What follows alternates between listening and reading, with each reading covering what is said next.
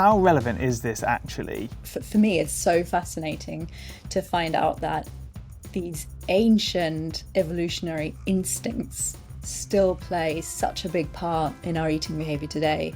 The behavioural immune system is, in humans, everything that keeps us away from pathogen threats.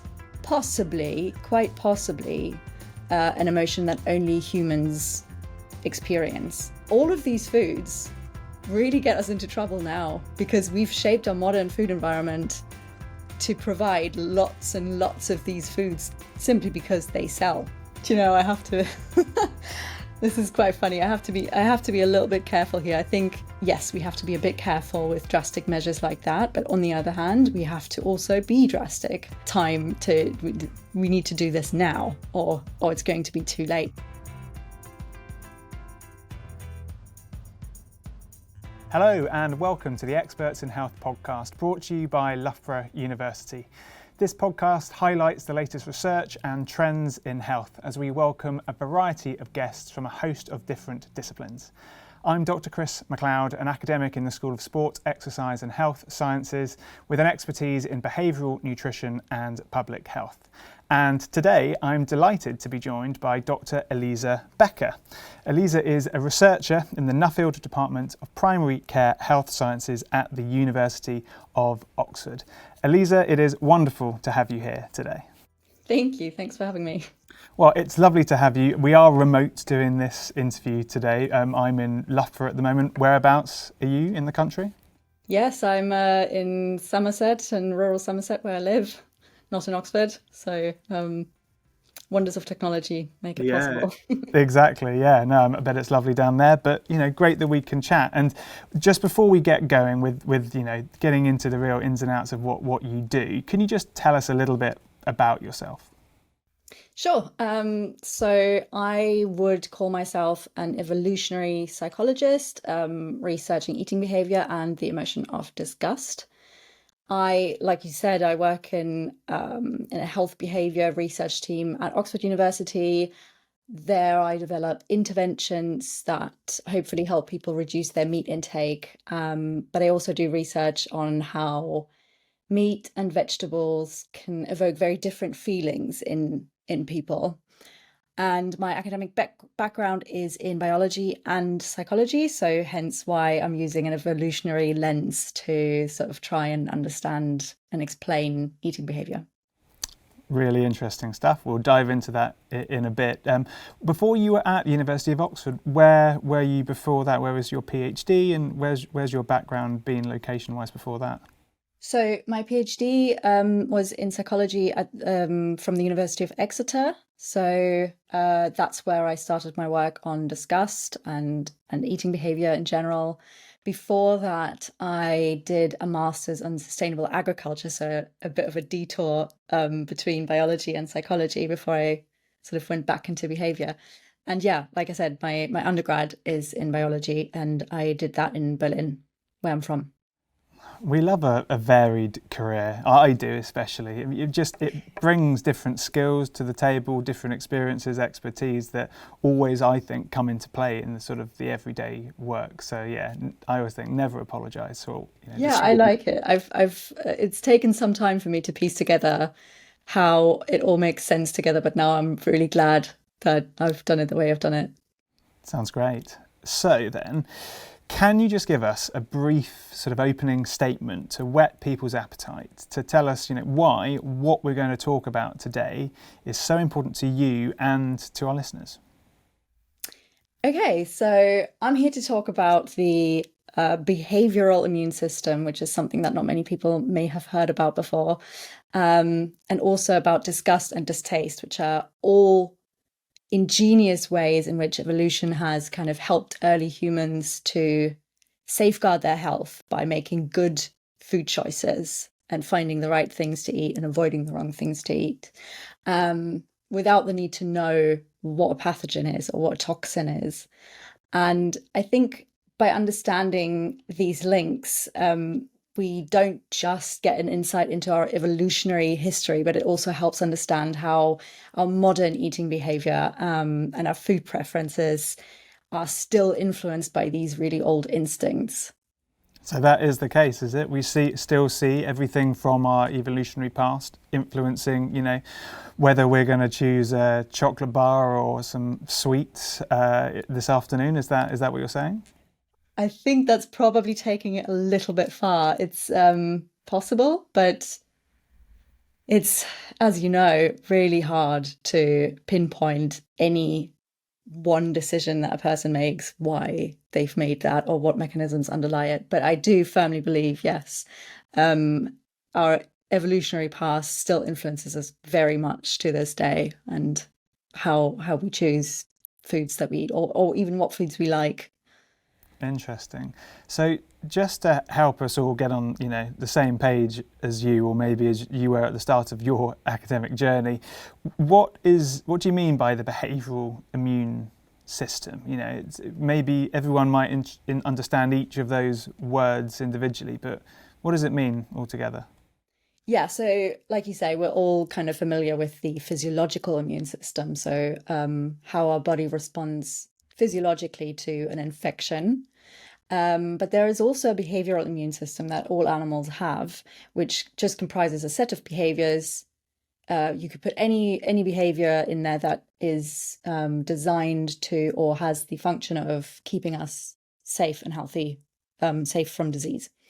And in that sense, the behavioral immune system is a lot more, or tends to be a lot more proactive than the physiological immune system. So the physiological immune system, as you know, responds to disease that's present in your body. So it will raise your temperature, and things like that. Like all these symptoms that you have when you have a cold or something like that. That's the physiological immune system. But that's all happening after the infection, right? So the behavioral immune system is, in humans, everything that keeps us away from pathogen threats, from anything that could threaten our health. And so some things are also very, very intertwined with the physiological immune system. For instance, when you are ill, you will probably feel quite sleepy and you will want to sleep, and you will have a reduced appetite. All of these things are sort of behavioral mechanisms that help with the physiological immune response. So it helps to just sort of give the body its space to deal with the infection. But what's more interesting to me personally is the behavioral immune system that keeps us away from the pathogen threats in the first place. And in the case of humans, the biggest component of the behavioral immune system is the emotion disgust. And it's quite possibly, an emotion that only humans experience. It's one of 5 basic emotions, the others being anger, fear, joy, and sadness. And it's the one emotion that is really seems to be very unique to humans.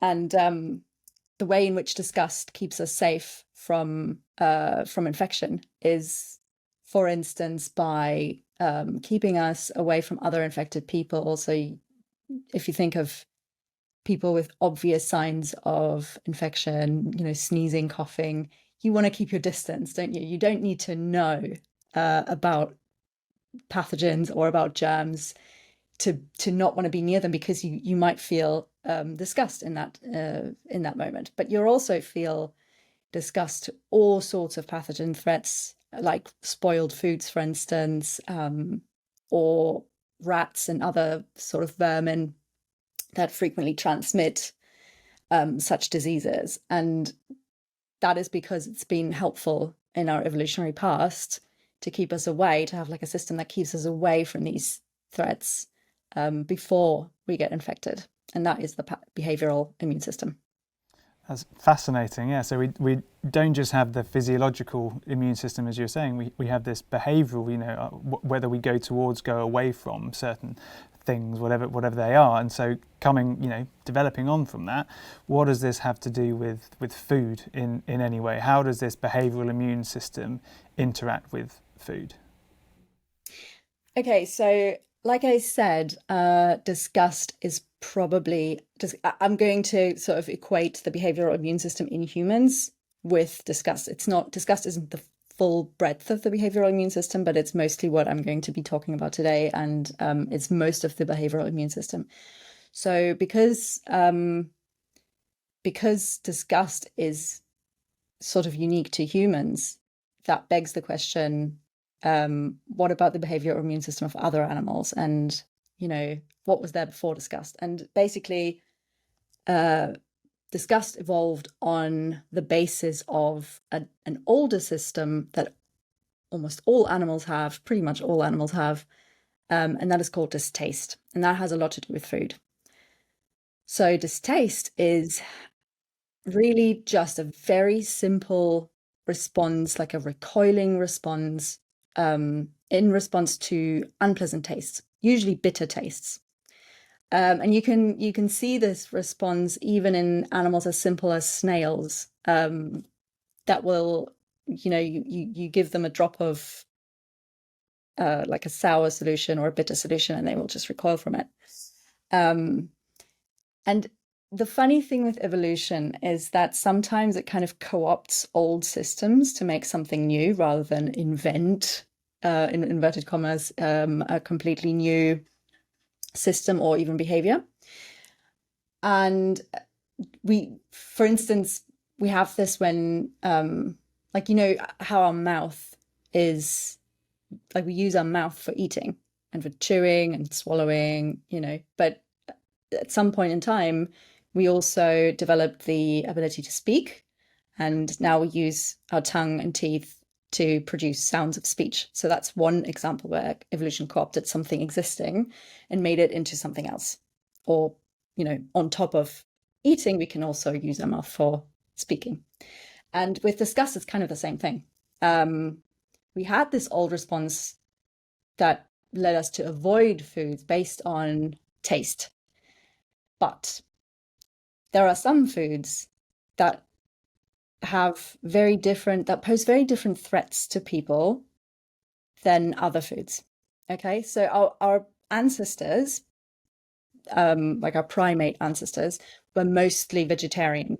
So they ate mostly fruit, really, from trees where they lived. They ate meat occasionally, but not in any way, shape, or form as humans did. When early modern humans evolved, they started eating a lot more meat. Like, that is really what distinguishes us from our ancestors. And meat has a much, much higher pathogen threat. You can get sick from rotten plants, but you can get so much more sick from meat that's even a little bit spoiled, just because animal flesh is quite similar to human flesh, and any pathogen that thrives in an animal is likely to thrive in you as well. So that's why meat is much more dangerous. And now the one thing that I find really fascinating, and where evolution really helps explain these differences between distaste and disgust, is our distaste system helps us mainly to keep safe from plant toxins, right? So that's why we respond mainly to sour or bitter tastes with this response. And plant toxins are, again, an evolutionary strategy of the plant to not be eaten. So the plant doesn't want to be eaten, and so it produces a toxin that is very detectable for whoever wants to eat the plant. And not only is it toxic, but it tastes awful, and you just don't want to eat the plant.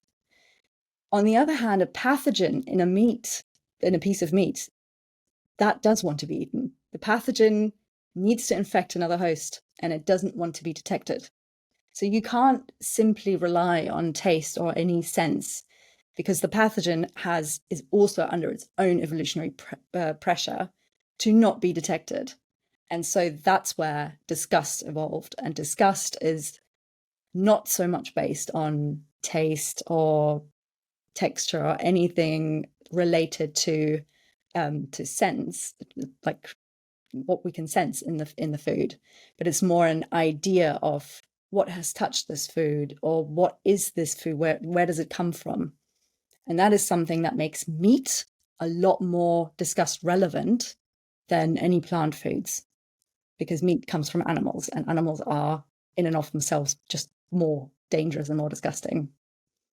There's a lot of really interesting information there, a lot to unpack, and I don't know if we've got time, but I've got a first question then. So just if we're trying to clarify this difference between distaste and disgust, when we're using our, say, the English language, and we say I am disgusted by Brussels sprouts, no matter when they're on my plate, I'm just absolutely disgusted by them. Are you saying that I'm actually not disgusted by Brussels sprouts, I have a distaste for Brussels sprouts? Or is there any way that you can have a disgust for vegetables? Or is it just, the English language isn't using the right term for what we're trying to say? Yeah, you're absolutely right. It's really tricky because there, like you say, there is no word that is in everyday language that is actually used for distaste. We don't say, I feel distaste towards this. And so, yes, people will commonly just say they're disgusted by this or that. So how do you know the difference? And there's one really simple trick. One sort of characteristic of the feeling disgust is that it is contaminating. So whatever object of disgust you are contemplating, whether that is disgust or distaste, this obviously only applies to food and things you can eat, not, people. Whenever you're wondering whether you're feeling disgust or distaste towards a food, try imagining a tiny little bit of that food in another dish that you like. So imagine a soup that you like, and you just dropped a tiny little bit of Brussels sprouts, in your case, into that soup. Would that make the soup disgusting for you to eat, or would it be fine if you knew there was a bit of Brussels sprout, but you couldn't see it or smell it or taste it? I'm going to use a different food because I like Brussels sprouts. Oh, okay. Well, so I'm going to go with dog meat. or is that different in itself? Shall I ask? Shall I do a different one? I'll pass the question back to you. What do you think? If I dropped a bit of dog meat into a soup that you like, and I can assure you you're not going to taste it, what would you say? I might think then, based on what you've said, that I would be disgusted by that dish. But I wonder whether if I could taste it, and that taste actually then infected or changed the taste of that meal, might I also have distaste for that soup as well as disgust? Interesting question. So that's where disgust and distaste overlap slightly, partly because they're quite related, right? But I'm quite sure you've never eaten dog meat before. No, I haven't. Neither have I. So we don't know what it tastes like. I'll give it a go. I'll pass. But I think we can both imagine that it wouldn't taste a whole lot different to the meat that we eat, on a regular basis in this country. So if somebody gave you a meatball and you ate it and enjoyed it, and then they told you it was dog meat, what would you feel then? Surely it can't be distaste, because you ate it and you enjoyed it. It's got nothing to do with the taste. So if you've got any objections, if you feel offended by this food, if you feel like you have to vomit, it's disgust. So whatever I went to with that is wondering, to what extent does distaste only deal with very immediate sensory characteristics, or is the brain and the cognitive side of things involved as well? So I'm just thinking, could I relabel what I tasted as distaste post hoc, or the next time I have it? Or is it something that is just quite innate or inbuilt to me, this distaste for a particular food that can or can't be relabeled at any point? Really interesting question. I think there's two things going on there. On the one hand, distaste, what is a pure distaste response, doesn't have a cognitive component, really, which you can see by the example that animals as simple as snails or mussels have distaste, and even it's innate from birth in humans, and you can even see a distaste response in the womb in facial expressions of fetuses. So there's nothing much to think about distaste, but yes, you can relabel or reappraise a taste of a food because you are disgusted by it. So disgust has this other characteristic, in addition to being contaminating other objects that weren't previously disgusting. It also has a funny contaminating habit across evaluations. So if I find something disgusting because of what it is, so in this case, dog meat is really only disgusting to us because in this country, that's just not a meat that we eat, right? There's nothing inherently different about dog meat to pig meat. If we've decided, or if we've appraised dog meat as disgusting, we will expect it to taste bad, and we might even taste it and report it to taste bad, but only if we know that it's dog meat and if we already have experienced the feeling of disgust towards it. So you will find a lot of the time that if you let people rate the taste of foods that they find disgusting, they will rate the taste as really badly, even though their response isn't really based on the taste. I can just imagine all of your friends and family, you're calling them out every time they say something's disgusting. You're like, do you really mean that? Or do you mean it's distasteful? Yes, I am a stickler for the right term, and then I can get very annoying like that. No, it's good to be particular with the words that you use. So I'm thinking about this now across my lifespan, or our listeners, viewers' lifespans.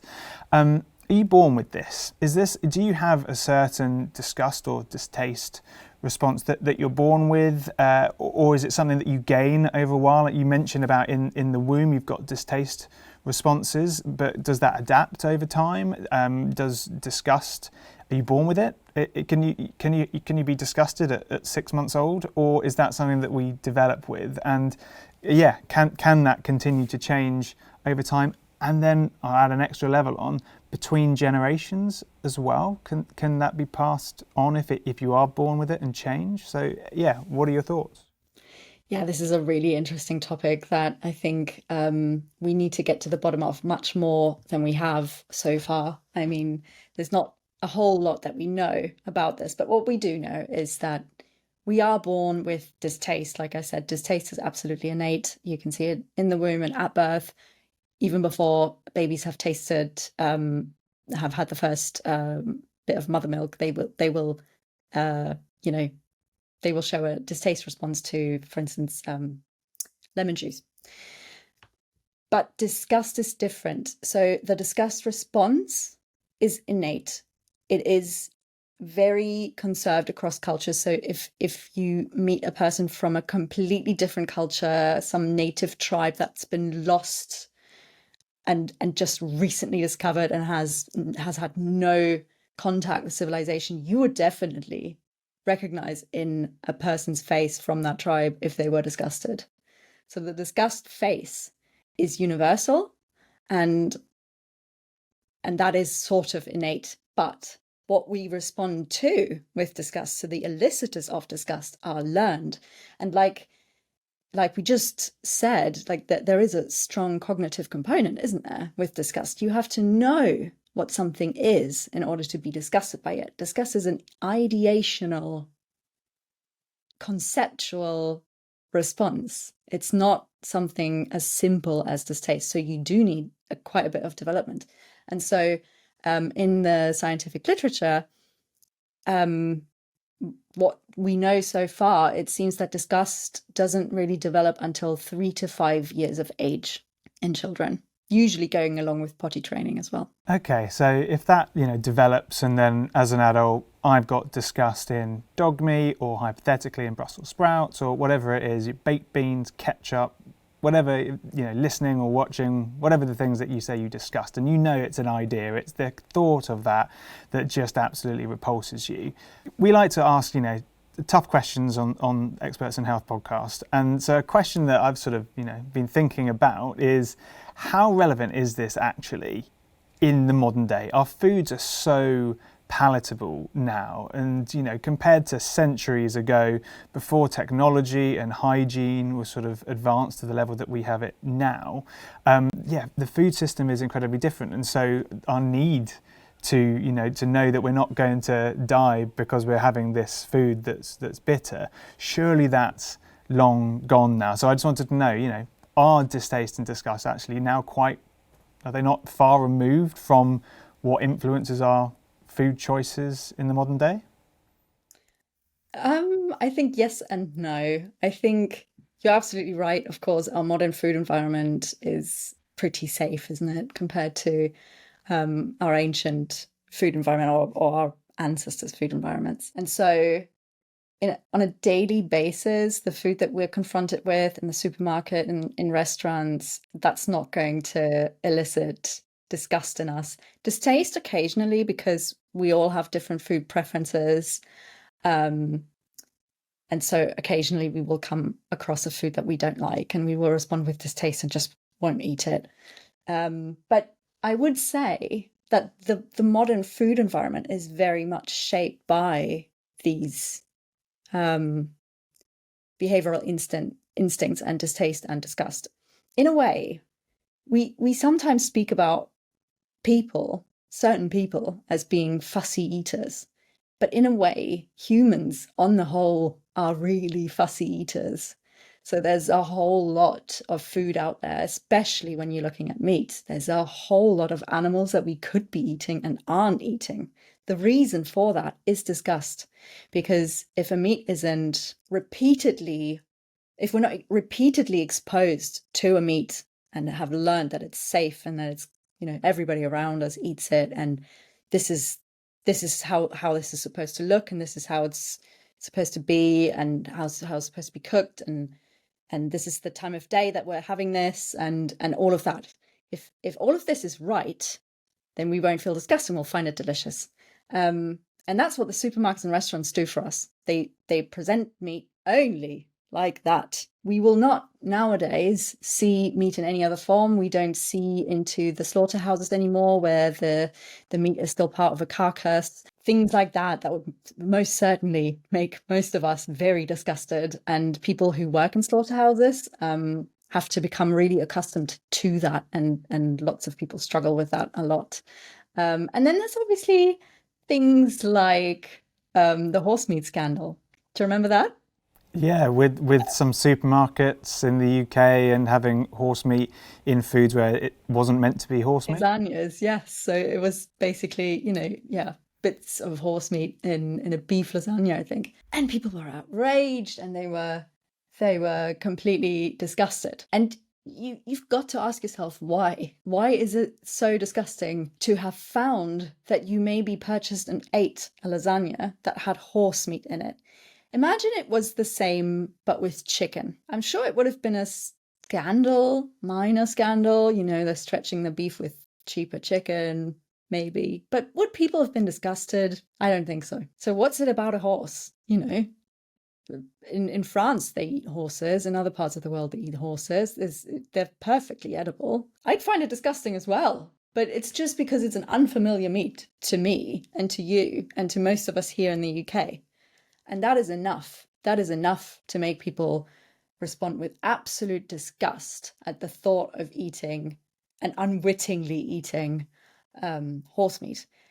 The same thing would probably not have happened if what was mixed into these lasagnas was some tropical fruit that we don't usually eat here. That's, again, something that we don't usually eat, something that's as unfamiliar or even more unfamiliar maybe than the concept of horse meat. But again, would that make you disgusted? Would a plant? It wouldn't be great knowing that there's something in there, you know, in terms of food safety, you'd know something slipped in there that's not supposed to be there. But I'm sure people would rather eat a lasagna with a bit of tropical fruit that they don't know in it rather than have a lasagna with a bit of horse meat. And why is that? Well, I'll come on to that in a bit more then. So we see in the UK there's a trend towards people eating less meat now. Is that because more people are becoming disgusted by meat? Is that the mechanism that explains what's happening, or is there something else at play? I'm sure that disgust isn't the main reason why we're seeing a decline in meat consumption in this country and many others. I think what's happening, or at least this is what you see in the scientific literature when people are asked about what's happening, is that people decide they want to eat less meat or they want to become vegetarian because of animal welfare, environmental concerns, or health concerns. Those are the main three reasons why people reduce their meat intake.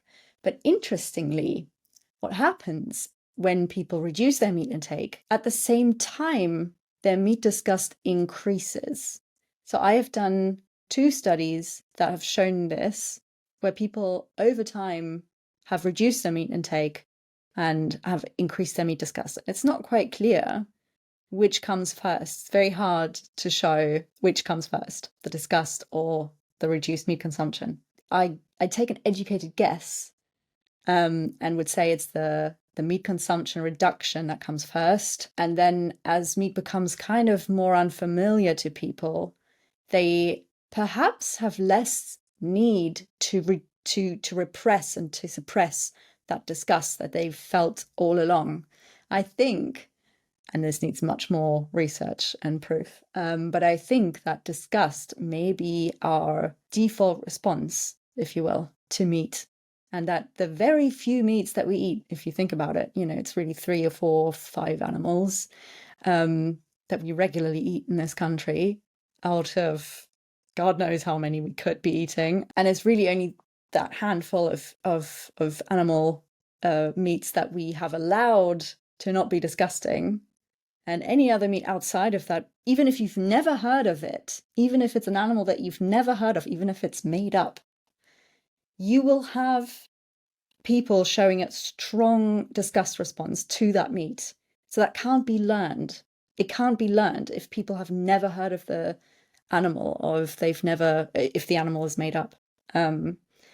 So is there anything in it about, it's not just pathogen and disease, that actually people see their own animal ancestry in the things that we're eating? Is it anything to do with that? I was thinking about when you were saying there, all the animals that we don't eat, and I was thinking, you don't see gerbil on the local restaurant menu, do you? And people might have a response and go, oh no, of course you wouldn't, poor gerbil, things like that.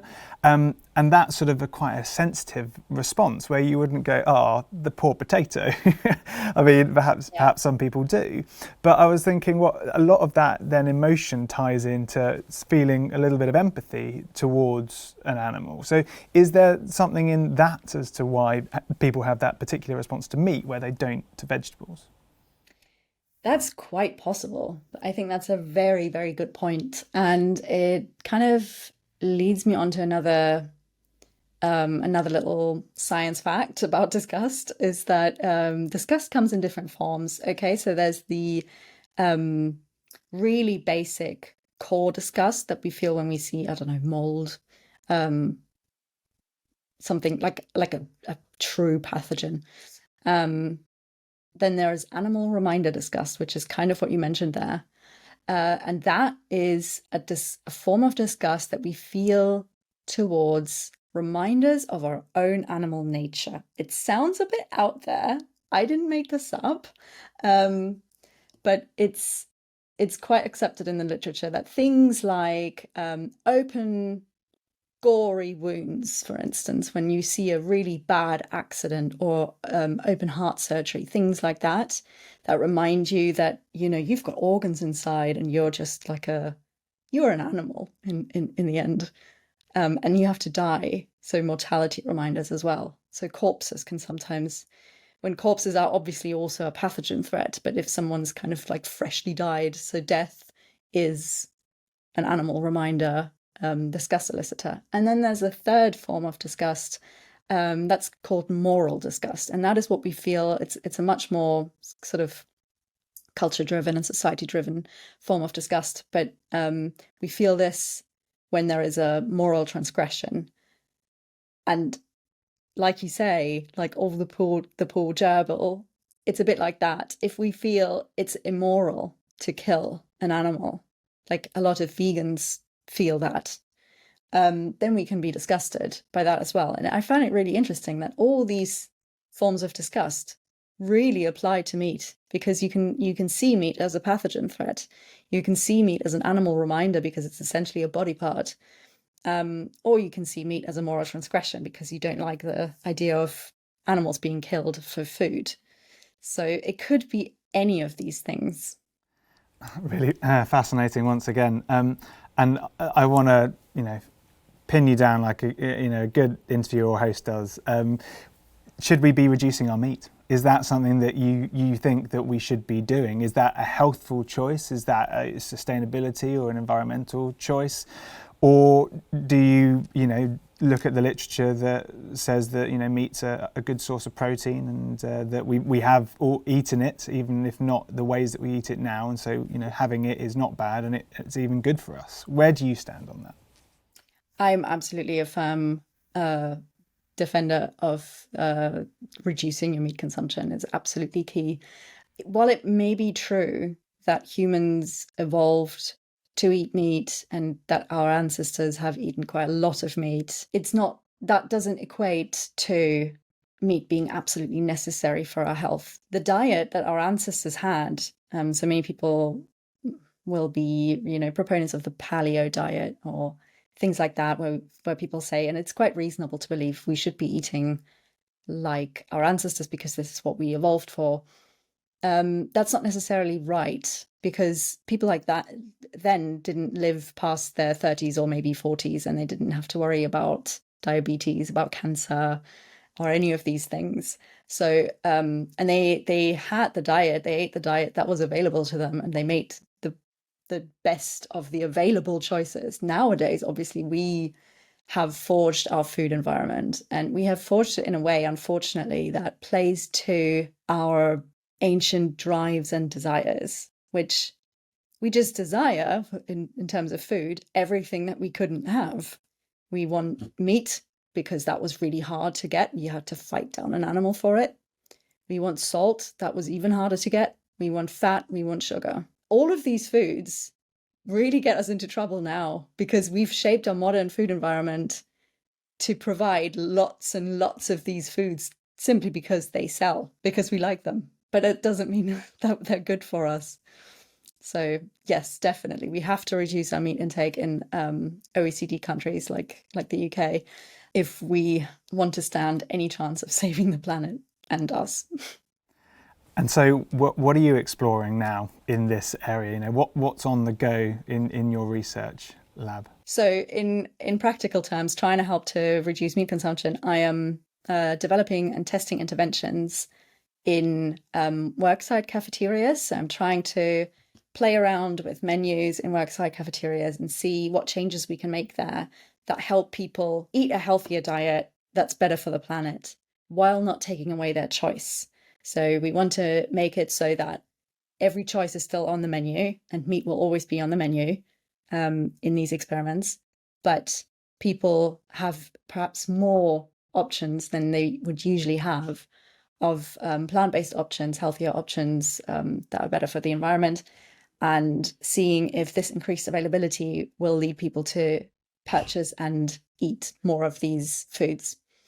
So that's kind of the practical side of my research, where I'm trying to really have an impact.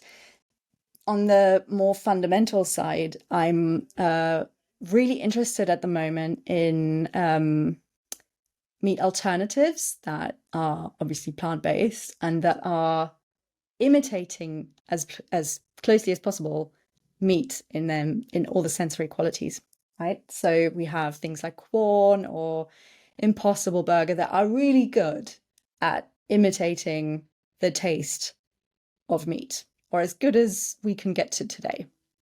And I'm wondering, from my previous research and other people's research and what we've spoken about today, we obviously respond quite differently to vegetables and to meat. So what happens if a vegetable tries to be a meat? Do we then possibly experience a disgust response, for instance, if that's an unfamiliar product, like we would to unfamiliar meat, like the gerbil? or is it not? Is it going to elicit a distaste response or nothing at all? So that's what I'm looking at the moment. Yeah. Yeah, that's going to be really interesting. You must come back on and tell us how it goes in I know research takes a while, so maybe a few couple of years time or something.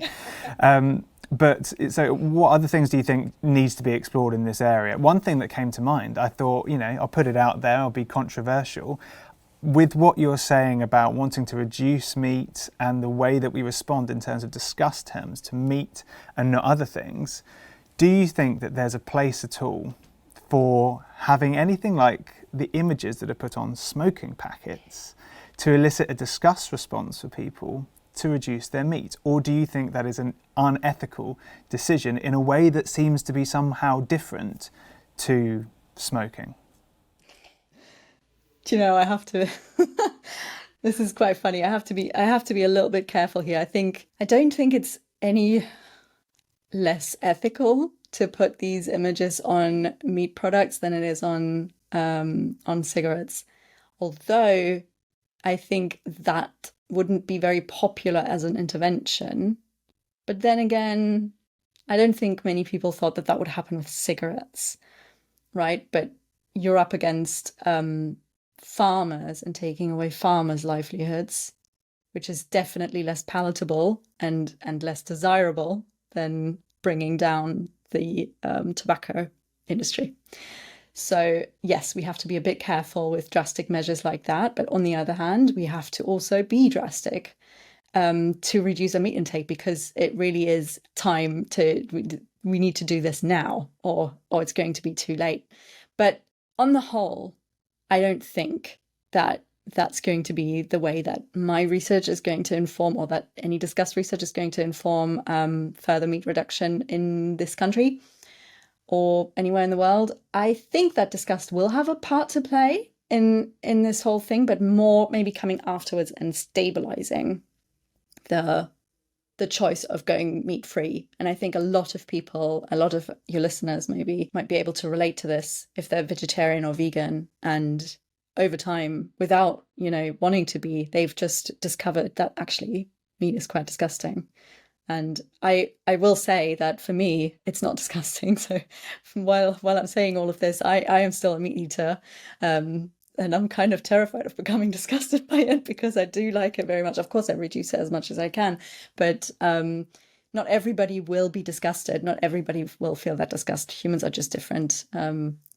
But yeah, I do think that disgust is probably more of a part to play for the mechanism that follows the transition rather than leading that transition. Okay, that makes sense. Okay, so where can our listeners and viewers find out more about you, online or anywhere else? Yes, I think the best place to keep up with updates about me and my research is probably Twitter or X now. And my handle is Elisa__Becker. Double underscore, I like it. Double underscore. The single one was already taken. Good to know. Yeah. Yeah, it's good. It might look like a long line for people, so good to emphasise the double underscore. I like that. Yes, exactly. So a standard outro we like to do in this podcast is, if you could sell your area of academic expertise or interest to the next generation of curious minds, what would you say? Gosh, so I think for me, eating is just one of the best things in life, and food is just one of the best things in life. But at the same time, it's so mundane almost, isn't it? Everybody eats several times a day. So we all kind of think, we know what's going on, and I just like this and I just dislike that. And for me, it's so fascinating to find out that these ancient evolutionary instincts still play such a big part in our eating behavior today. And it's obviously not just disgust and distaste. There's so much more, because for any animal, and humans included, food and eating is a massive part of survival. And so we're equipped with a myriad of instincts, behavioural sort of biases that shape our eating behavior for better or worse. And I think there's nothing more fascinating than finding out about that. That's a really good sales pitch. Elisa, thank you so much for joining today. I've learnt a lot, and I know everyone else has as well. So thanks so much for coming on. Oh, thank you for inviting me. This was a lot of fun. Not at all. And thank you very much for listening or watching the podcast today. If you found it interesting, then feel free to subscribe or hit like on the platform of your choice. And you can also check out our other podcast, Experts in Sport, and you can find a link to that in the description. So that just leaves me to say we look forward to welcoming you back for more health-related discussions in the future. Bye-bye for now.